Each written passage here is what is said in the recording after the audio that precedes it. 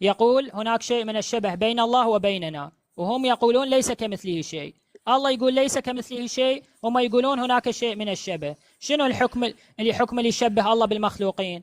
فإذا قلت، ابن عثيمين يقول ما هي الصورة التي تكون لله ويكون آدم عليها؟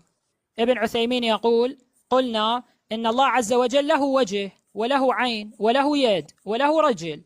يقول لكن لا يلزم منه أنه شنو؟ أن تكون هذه الأشياء مماثلة للإنسان، يعني لا تماثل، لا تطابق، يعني إيد الله ما تطابق إيدنا على نحو المماثلة، فهناك شيء من الشبه لكن ليس على سبيل المماثلة، يعني أكو شوية الشبه.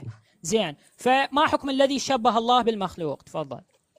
ليس فيها الشيخ ابن عثيمين لا يقصد تشبيه الله سبحانه وتعالى قط، شو يقصد العبد؟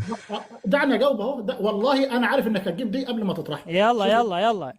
ابن عثيمين رحمه الله رحمة واسعة قال ولكن فيها شيء من الشبه، يعني توضيح لتعريف الكلام وليس إلا، لا بدليل ان هو تحت بعدها على طول قال ايه؟ لكن شنو تعريف الكلام؟ يا اخي شنو اسمع تعريف بقى، الكلام؟ مجتبى هتديني فرصتي اجاوب، مش هتاخد مني كلمة واحدة بعد كده. لا انت قاعد تقول براحتك، هجاوب عليها في وقت. اتفضل، هجاوب عليها في وقت. اي اخواني، هو قاعد يقول ابن عثيمين ما يقصد كذا، يقصد كذا. هذا اللي قصده ابن عثيمين شو ما موجود بالكلام، انت تعطيني شو اسوي بكلامك وشرحك؟